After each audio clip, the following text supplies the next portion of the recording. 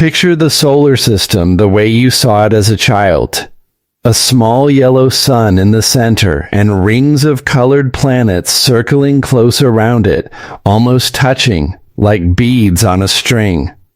Mercury, Venus, Earth, Mars, all crowded in tight, with Jupiter and Saturn just a little further out. You have seen this image 1,000 times. It is on classroom posters, in textbooks, in the spinning toy models that hang from a ceiling. And it feels true because it has been burned into you since before you could read. So let me ask you something simple. If you shrank the sun down to the size of a basketball, how far away would you have to walk to place the Earth? Your gut says a few steps. Maybe across a room. That is what the picture taught you. The real answer is that you would need to walk about 26 meters away, roughly the length of 2.5 school buses parked end to end, just to place a marble representing Earth. And Neptune, the last major planet, would be more than 3 football fields away from that basketball. Between that basketball and that marble, and for hundreds of meters beyond, there is almost nothing. No light reaching that brightness, no haze, no debris cloud, just black, open distance. The picture in your head was never a map. It was a diagram, built for clarity, not for truth. And once you let go of it, the actual solar system opens up into something far stranger, far lonelier, and far more humbling than anything a poster could hold. This is the journey into why the place you call home is, by volume, almost entirely empty space, and what that emptiness is quietly trying to tell you about everything else in the universe, including yourself. Start with the walk you just imagined, because it is the doorway into everything that follows. You placed a basketball down to represent the sun. Now look at what is standing next to it in your mind. Mercury would be a tiny grain, a peppercorn, sitting about 10 meters off, that is already further than most living rooms allow. Venus would be another peppercorn, slightly larger, at about 19 meters. Then Earth, your marble, at 26 meters. Then Mars, a smaller peppercorn, at around 40 meters. If you were standing at the basketball sun and looked toward where Mars sits, you would not see it. Not because it is too small, though it is, but because the distance swallows it. There would be nothing visibly connecting the sun to any of these points. No string, no line, no glow. Just air, or in the case of real space, vacuum, stretching between each tiny object like silence between distant notes of music. This is the part that breaks people's intuition the hardest. We assume that because the solar system is a single named thing, a single system, it must be a contained, busy, populated place. We picture it the way we picture a city, full of buildings close together, full of activity, full of stuff. But in reality, if you were dropped at a random point inside the orbit of Neptune, the odds of you landing anywhere near a planet, a moon, an asteroid, or any solid object at all would be so close to zero that the difference would not matter. You would be floating in nothing, surrounded by nothing, for what would feel like an eternity before anything solid came into view. The solar system is not crowded. It is mostly the absence of everything, occasionally interrupted by a planet.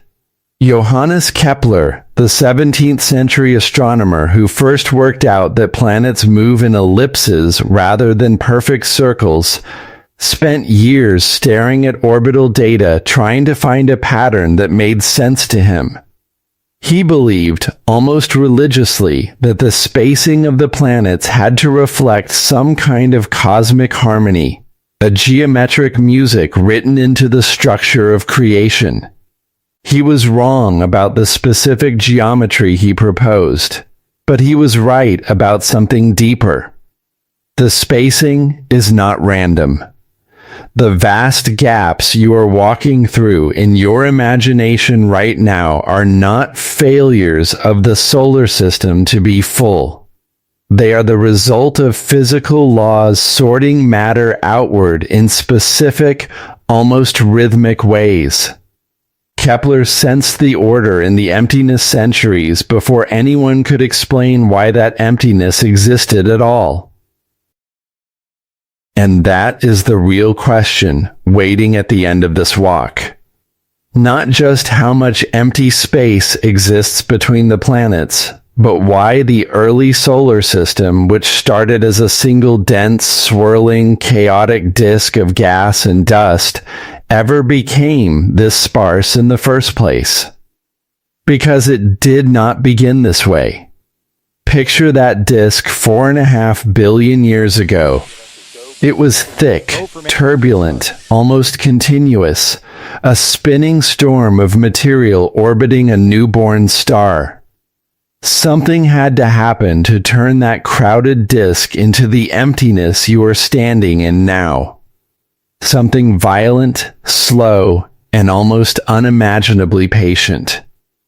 We are going to follow that transformation step by step, walking from this basketball and marble model out toward the true edge of the solar system.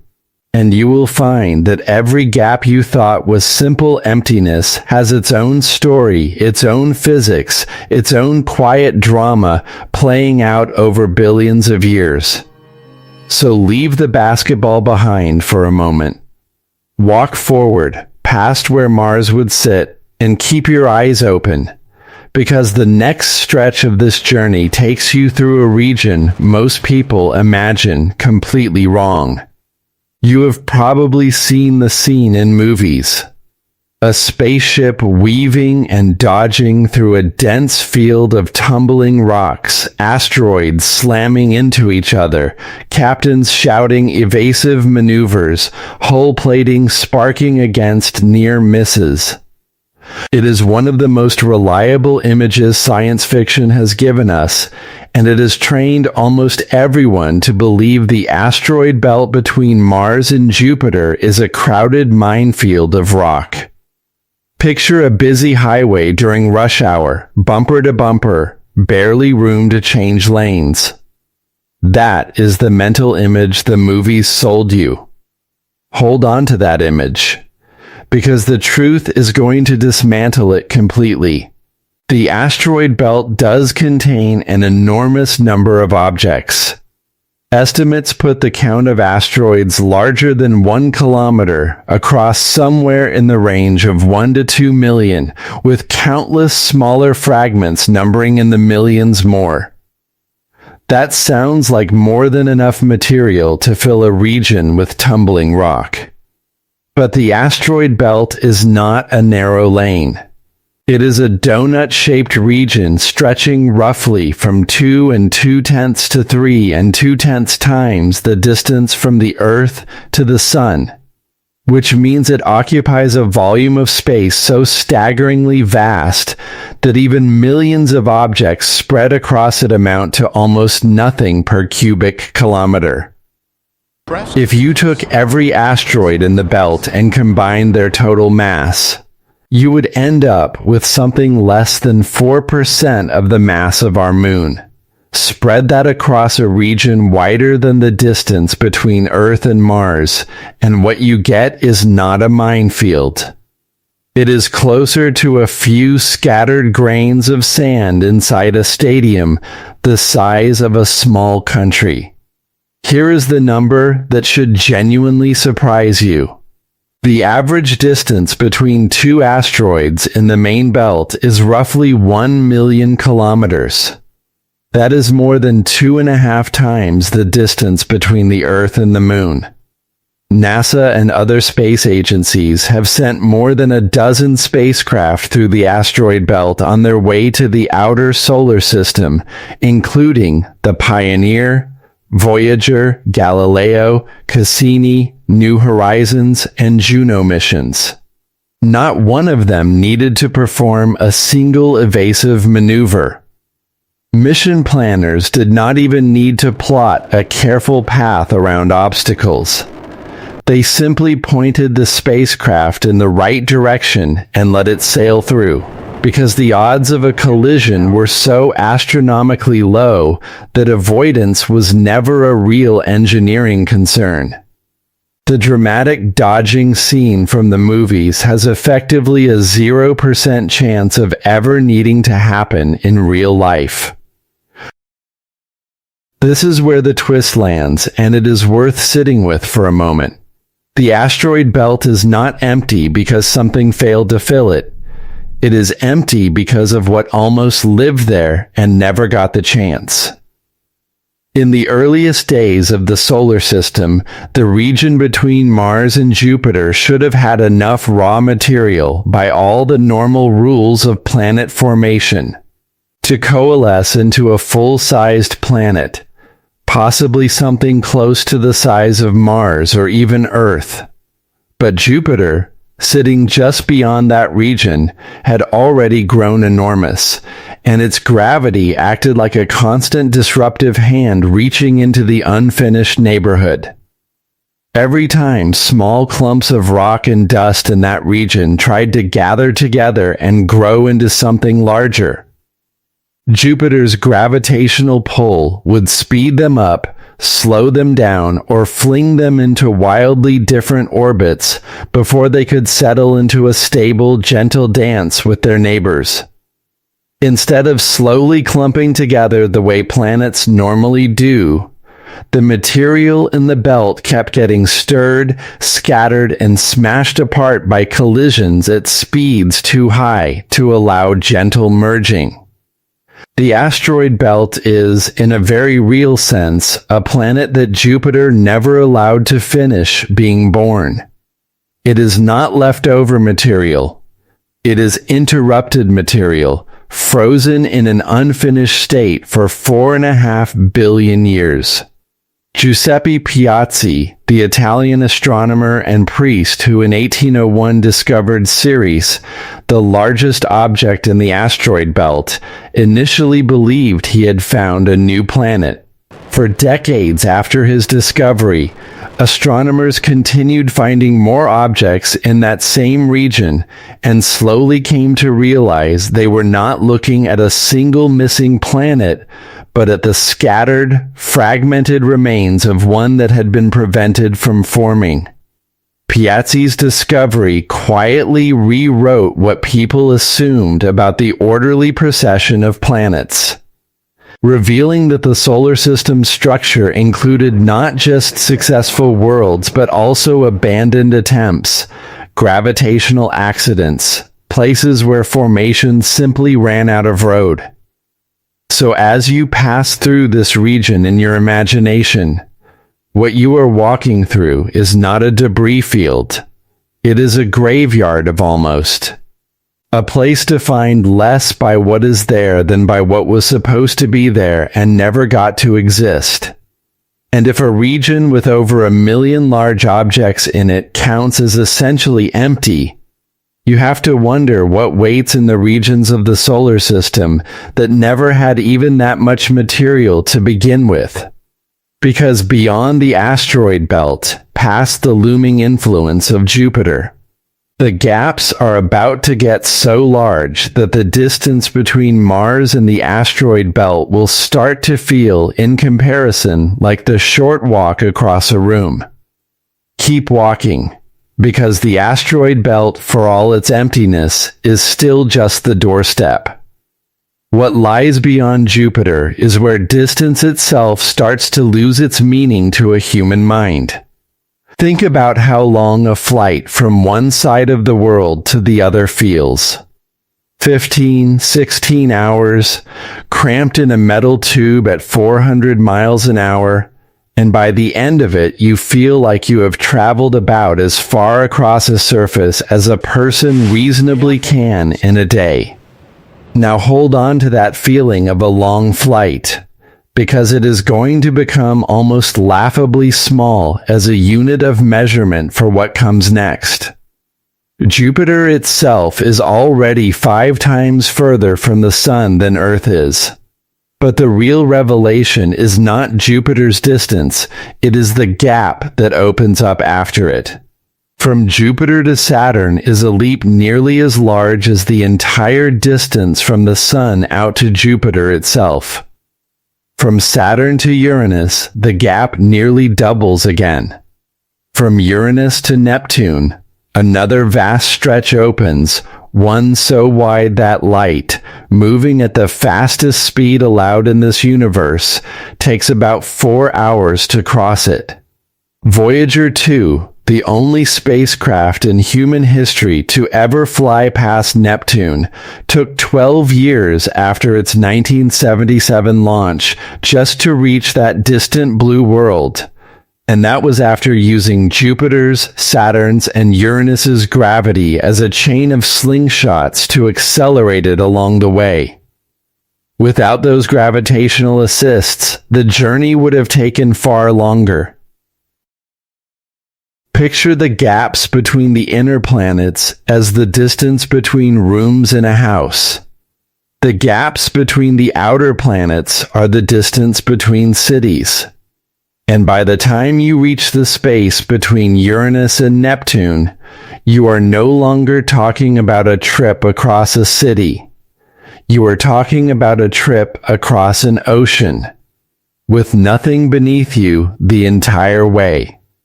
No islands, no land, no other ship in sight, just dark water stretching past the horizon in every direction, for years. Here is where the twist arrives, and it is one that even seasoned science communicators sometimes underplay.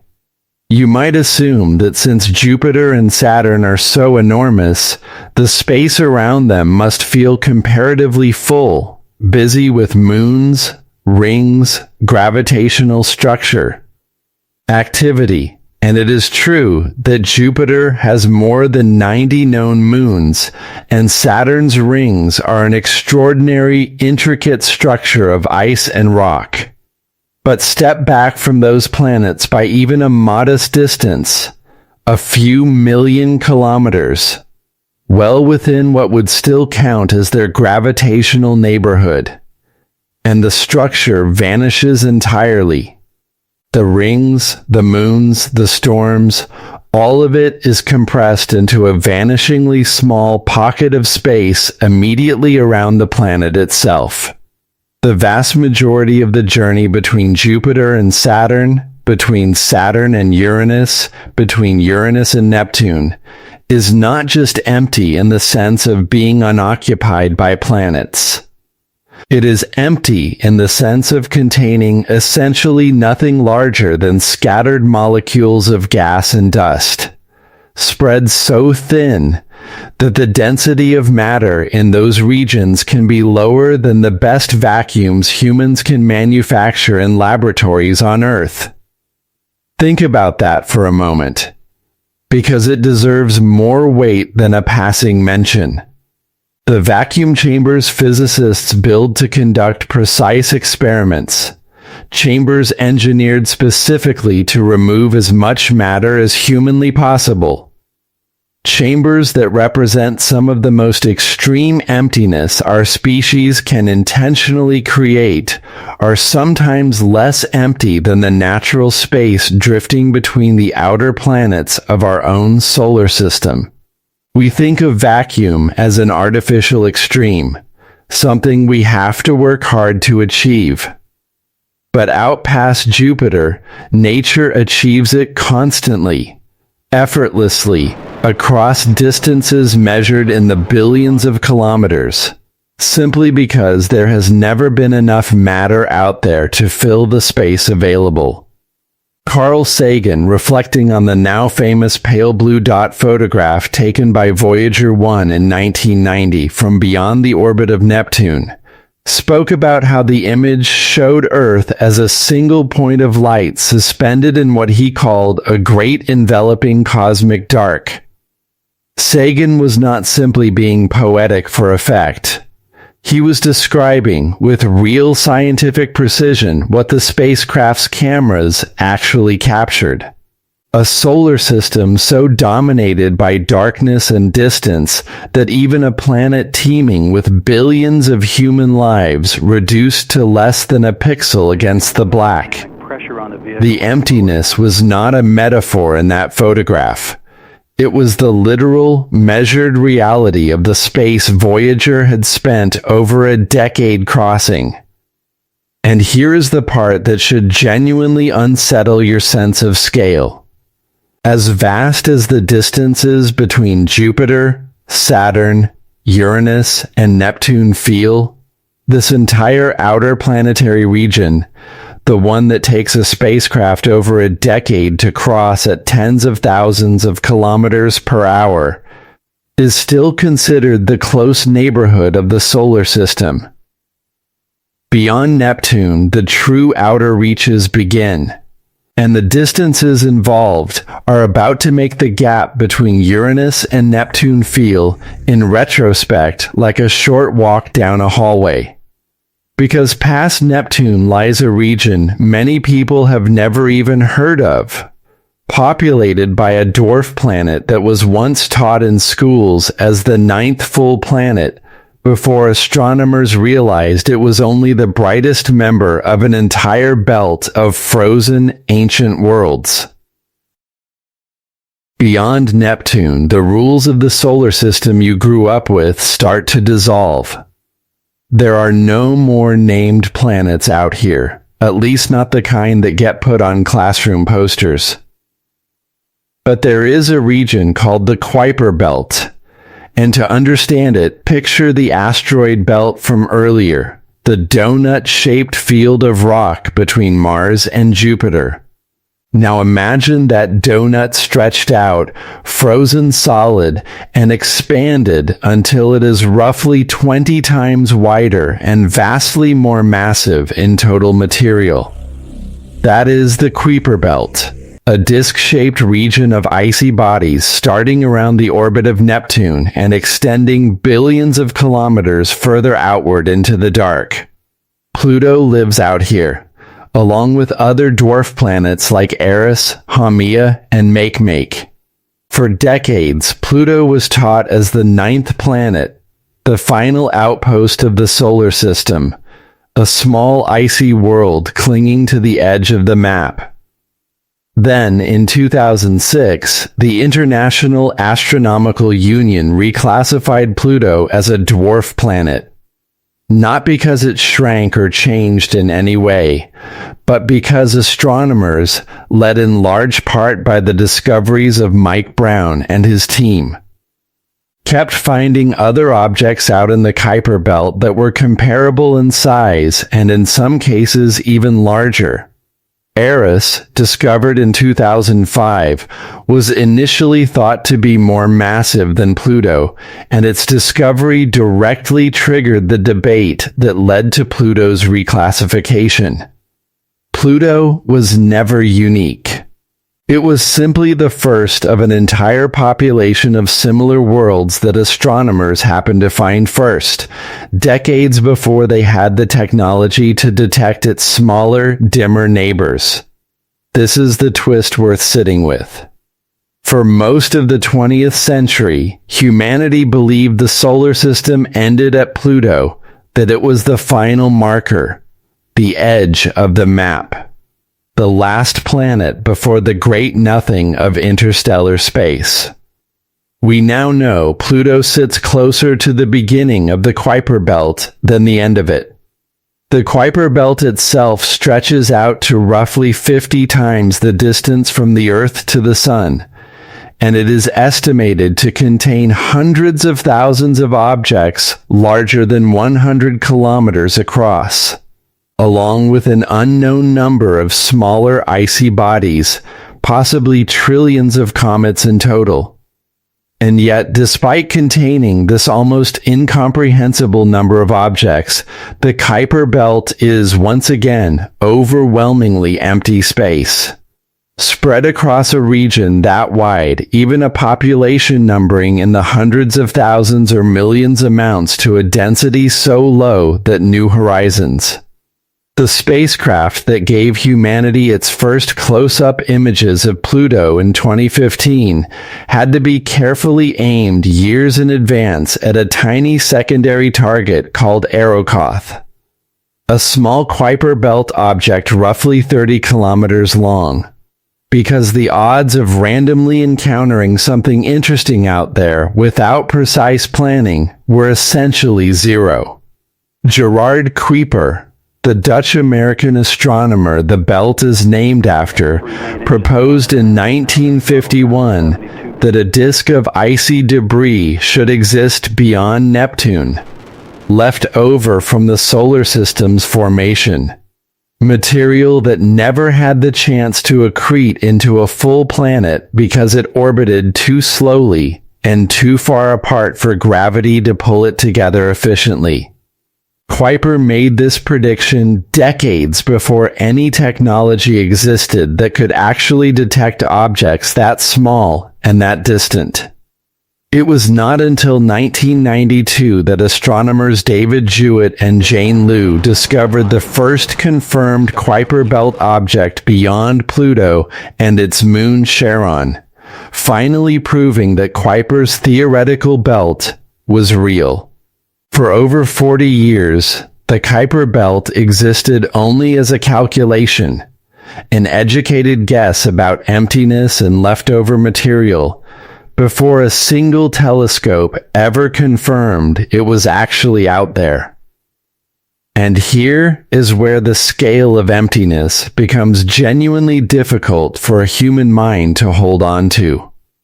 New horizons, traveling at roughly 58,000 kilometers per hour. One of the fastest spacecraft ever launched.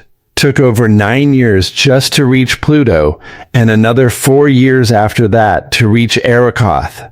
And Arrokoth itself sits well within the inner portion of the Kuiper belt. The outer edge of this belt is still tens of billions of kilometers beyond that. If the gap between Uranus and Neptune felt like crossing an ocean, the Kuiper belt is crossing a sea so vast that the ocean before it now looks, by comparison, like a narrow strait you could practically swim across. And even this trillion object belt of ice and frozen rock stretching across tens of billions of kilometers is still considered relatively close to home. Because beyond the Kuiper belt lies a region so distant, so vast, so sparse, that nothing in the journey so far has prepared your sense of scale for what comes next. A region that has never been directly photographed, that no spacecraft has ever reached, and that we know exists almost entirely through mathematics, gravitational inference, and the patient, careful tracking of comets that occasionally fall in toward the sun from somewhere unimaginably far away. There is a place in our solar system that no human instrument has ever photographed. No spacecraft has ever entered, and no telescope has ever directly observed, and yet astronomers are confident it exists, surrounding the entire solar system like an invisible shell. It is called the Oort cloud, and to understand why scientists believe in something they have never seen, picture a snow globe, not the scene inside it, but the empty space between the glass dome and the little world at its center. The Oort cloud is theorized to be that dome, a vast, roughly spherical shell of icy bodies surrounding the sun and all the planets. starting somewhere around 2,000 times the distance from the Earth to the Sun, and extending outward to perhaps 100,000 times that distance, which is close to 1.5 light years away. For comparison, the nearest star to our Sun, Proxima Centauri, is only about 4.25 light years away. The outer edge of the Oort cloud, if it extends as far as some models predict, would place the boundary of our solar system more than 1/3 of the way to the nearest other star in the galaxy. Jan Oort, the Dutch astronomer who proposed this region's existence in 1950, did not discover it by observing it directly. He could not have, because nothing inside it reflects enough light to be seen from Earth with the telescopes available even today. Instead, Oort noticed something curious about long-period comets, the rare comets that take centuries or even millions of years to complete a single orbit around the Sun. The kind that sweep in from seemingly random directions in the sky rather than following the flat, predictable plane that the planets and the Kuiper belt occupy. Oort calculated that the orbital paths of these comets all pointed back toward a common reservoir, a spherical shell of material surrounding the entire solar system from every direction, not just from the flat disk where the planets orbit. He inferred the existence of an entire region of space using nothing but mathematics, and the behavior of a small number of icy visitors that occasionally wandered close enough to be observed before vanishing again for thousands of years. Here is the number that should genuinely stop you. If the Oort cloud exists as predicted, it may contain trillions of icy objects. Comets larger than a kilometer across, numbering possibly in the hundreds of billions or more. And yet, despite containing what could be more individual objects than every star in the Milky Way galaxy combined, the density of the Oort cloud is so low that the average distance between neighboring objects could be tens of millions of kilometers. To put that in perspective, that single gap between two neighboring comets out in the Oort cloud could be wider than the entire distance separating the Earth from the Sun, a region containing potentially trillions of objects, and you could still travel for years between any two of them without coming close to either one. This is the twist that genuinely humbles even people who think they already understand how empty space is. The Oort cloud is not a wall, not a boundary, not a barrier protecting the solar system from the outside universe. It is closer to a faint, scattered mist of frozen relics so thin that calling it a cloud is almost a misnomer born of poetic necessity rather than physical accuracy.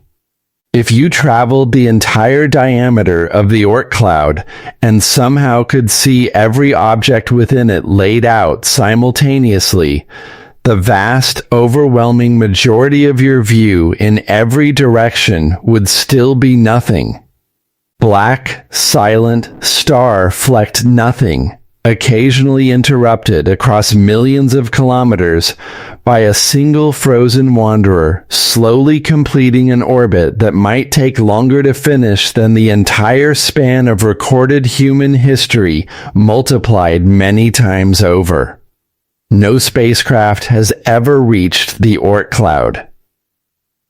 Voyager 1, the most distant human-made object in existence, launched in 1977 and currently traveling faster than any other spacecraft we have ever sent outward, is still only a tiny fraction of the way to the inner edge of where the Oort cloud is believed to begin. At its current speed, Voyager 1 would need roughly 300 years just to reach the inner boundary of the cloud, and as long as 30,000 years to pass entirely through it and beyond. The most ambitious journey humanity has ever launched into the dark has, after nearly 50 years of travel, covered a distance that the Oort cloud's own scale would consider barely a first step out the front door. And this is where we have to pause and admit something honestly, because the next part of this is not a settled fact delivered with full confidence. It is one of the genuine open questions sitting at the edge of what astronomers actually know. Scientists are still not entirely certain how the Oort cloud formed, or precisely how far it extends, or how many objects it truly contains. The leading theory suggests that these icy bodies originally formed much closer to the Sun, in the same region as the other planets, and were gradually flung outward over billions of years by gravitational interactions with the giant planets, particularly Jupiter and Saturn, eventually settling into this distant, slow, nearly frozen shell. But the details of that process, the exact timeline, the precise mechanisms, even whether the Oort cloud is a single uniform structure or possibly layered into distinct inner and outer regions with different origins, remain active areas of research and genuine scientific debate. Some researchers have even proposed that a significant portion of the Oort cloud's material may not have originated from our solar system's own planetary disk at all, but could include objects captured from other young star systems that formed near our Sun in its original birth cluster billions of years ago, before that cluster dispersed and scattered each star to its own separate region of the galaxy.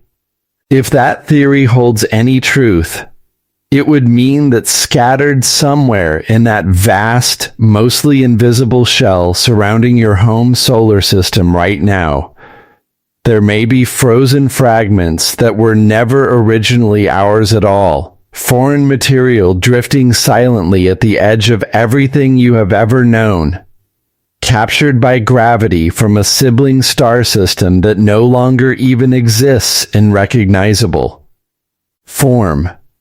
We do not fully know, and there is something quietly remarkable about a species capable of building telescopes and spacecraft and orbital mathematics precise enough to infer an entire structure of trillions of objects that no human eye has ever directly seen, while still being honest enough to say, simply, we are not certain. So if the Oort cloud marks the true, faint, barely there edge of the solar system, then beyond it lies the next and final scale of emptiness in this journey, the gulf between our solar system and every other star in the galaxy. And once you stand at that boundary, even the staggering emptiness you have walked through so far is going to feel, by comparison, almost intimate. Step beyond the Oort cloud, and you leave the gravitational influence of the Sun behind entirely, entering what astronomers simply call interstellar space, the vast region between star systems. And here, finally, the emptiness stops being measured in millions of kilometers and starts being measured in light years, a unit so large that it forces your mind to abandon kilometers altogether and think instead in terms of time itself, the literal time it takes light, the fastest thing in existence, to cross a distance. Proxima Centauri, the nearest star to our Sun, sits about 4.25 light years away. If you converted that into kilometers, the number would have over 13 digits, a figure so large it stops meaning anything intuitive the moment you read it. So instead, picture this. The fastest spacecraft humanity has ever built, the Parker Solar Probe, set a new speed record by reaching velocities of over 635,000 kilometers per hour during its close passes by the Sun. At that almost unimaginable speed, the fastest any human-made object has ever traveled, a journey to Proxima Centauri would still take more than 7,000 years. 7,000 years, at the fastest speed our species has ever achieved, just to reach the single nearest star, in a galaxy that contains somewhere between 100 and 400 billion stars total. This is the scale where the emptiness of the solar system, which already felt overwhelming, reveals itself as merely the local, intimate corner of a much larger and far more extreme darkness. The Milky Way galaxy, end to end, spans roughly 100,000 light years. Our entire solar system, including the theorized outer edge of the Oort cloud, is barely a rounding error against that distance. A single mote of dust within a single neighborhood, within a single arm of one galaxy among an estimated 2 trillion galaxies in the observable universe. Stars themselves, despite how densely packed they appear when you look up at a clear night sky, are separated on average by several light years of almost perfect vacuum, occasionally interrupted by drifting gas, dust, and the rare lonely rogue planet ejected from its birth system, wandering alone through the dark, with no star to orbit at all. And here's the detail that should genuinely reframe how you see the night sky from now on. Every star you have ever looked at, every point of light you have ever wished on, every constellation ancient cultures named after gods and animals and heroes exists separated from its neighbors by distances so vast that if you shrank the entire galaxy down to the size of a country, individual stars would still be measured in millimeters apart, while the country itself would still be overwhelmingly empty space. The night sky feels crowded only because your eye is collapsing 3 dimensions of staggering depth into a flat, 2-dimensional dome above you. The stars are not actually close together. They only appear that way because your perspective from one tiny point inside the galaxy cannot perceive the true distance separating them. Which brings the entire journey back to the question this video opened with, but with a new, much larger frame around it. We started by asking why the solar system, the relatively small local neighborhood you call home, is mostly empty space. But the honest answer is that the solar system's emptiness is not an exception. It is not a strange local quirk of our particular corner of the universe. It is, in fact, the default condition of nearly everything that exists at every scale astronomers have ever measured. Matter is rare. Distance is the rule. Emptiness is not the gap between the interesting things in the universe. Emptiness is the overwhelming majority of the universe itself, and the planets, stars, and galaxies are the rare, scattered exceptions floating within it. And if that idea feels too vast, too abstract, too disconnected from your own daily experience to really land, then here is the final turn this journey is going to take. Because the same emptiness you have just traveled through across billions of kilometers and trillions of objects is also hiding inside something far closer to you than any planet or comet. It is hiding inside the very atoms that make up your hand right now. Bring your attention back down, all the way down, past the stars, past the Oort cloud, past the planets, back to right here, to your own body, sitting wherever you are watching this. Because the emptiness you have just traveled through across billions of kilometers of solar system is not only out there in the dark between worlds. It is built into the very matter that makes up your hand, your bones, the device you are using to watch this right now. Here is the experiment that reveals it. Ernest Rutherford, the New Zealand-born physicist often called the father of nuclear physics, conducted a series of experiments in 1909 alongside his colleagues Hans Geiger and Ernest Marsden, in which they fired a stream of tiny charged particles at an extremely thin sheet of gold foil. At the time, the leading model of the atom, proposed by J.J. Thomson, imagined atoms as something like a soft, evenly distributed pudding with negatively charged particles scattered throughout a more general positive substance.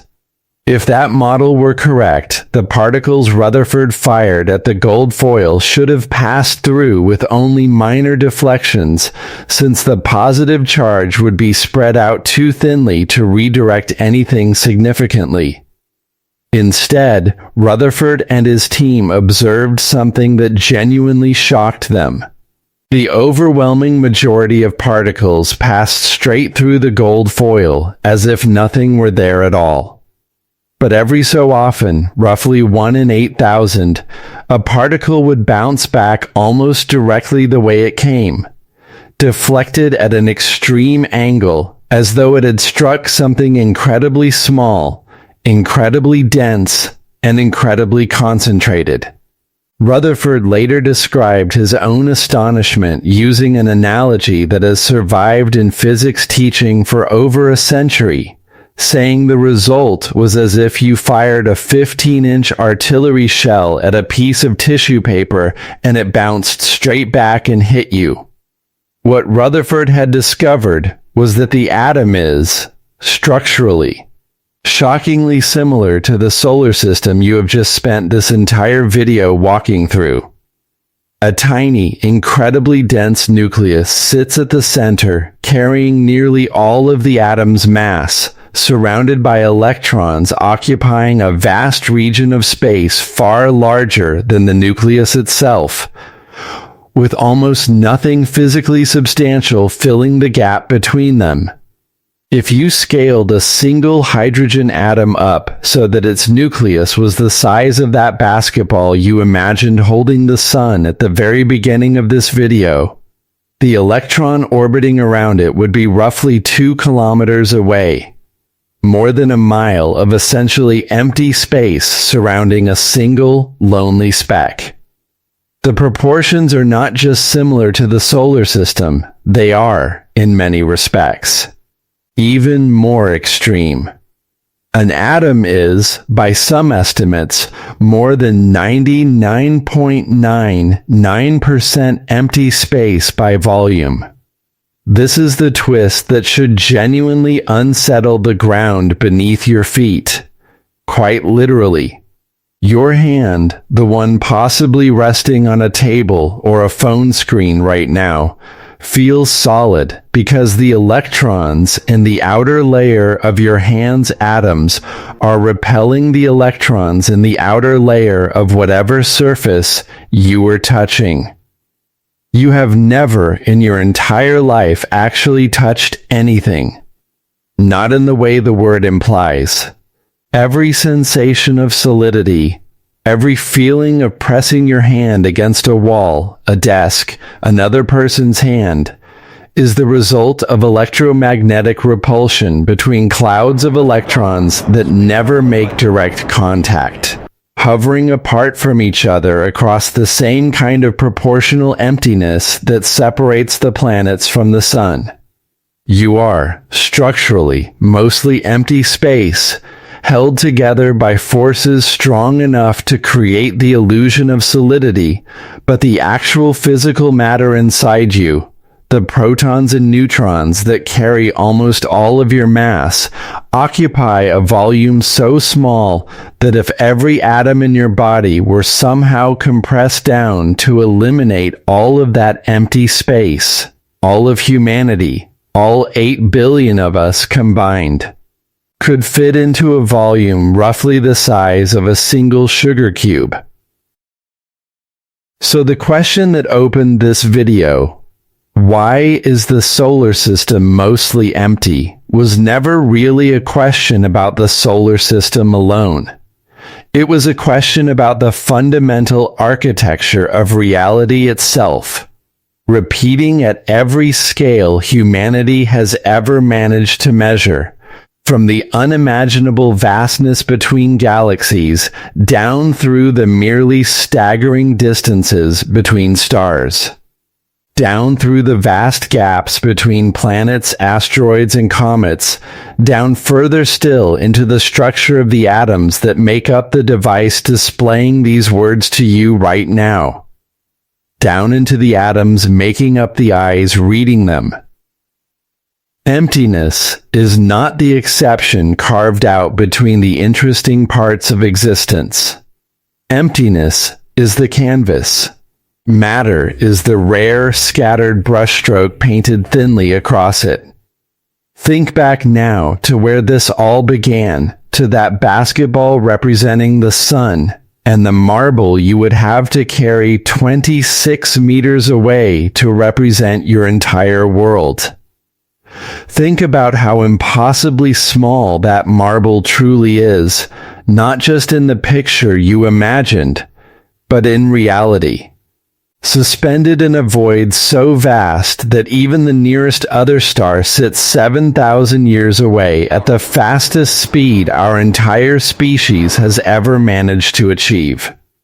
And then think about the fact that on that marble, in a layer so thin it would be invisible at the scale of the model, every person you have ever loved, every memory you have ever made, every war, every poem, every quiet, ordinary Tuesday morning of your life, all of it happened, entirely contained within a structure that is itself, at its most fundamental physical level, almost entirely composed of nothing at all.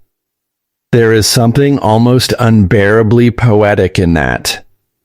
The same emptiness that makes interstellar travel feel impossible, that turns the journey to the next star into a 7,000-year voyage, is the very same kind of emptiness that exists inside every atom of your own body, holding you together, giving you shape, allowing your hand to feel solid against this screen, even though, structurally, almost nothing about you is solid at all.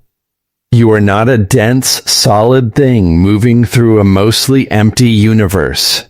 You are a mostly empty thing, shaped by forces you cannot see, existing for a flicker of cosmic time on a small empty rock, somewhere in the empty space between an unremarkable star and its empty neighboring stars. In one ordinary arm of one galaxy among trillions, all of it built from the same quiet, patient, overwhelming nothing that you just spent the last several minutes traveling through. And maybe that is not a lonely thought after all.